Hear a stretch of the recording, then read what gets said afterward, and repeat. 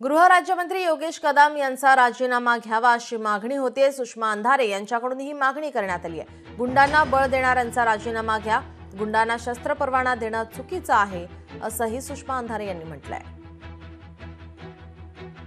रामदास कदम म्हणाले की भाजपमधलाच एक सत्तेतला कुणी बडा नेता आहे, ज्या बड्या नेत्याच्या आदेशावरून योगेश कदमांनी सही केली आणि त्यावर आज एकनाथ शिंदे म्हणताहेत की योगेश कदमने जर काही चूक केली नसेल तर पक्ष त्यांच्या सोबत आहे।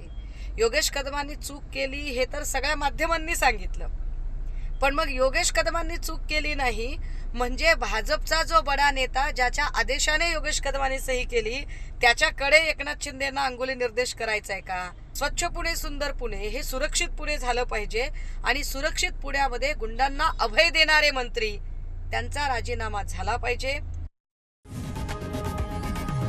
लोकशाही मराठी ऐका, पहा, जागरूक रहा।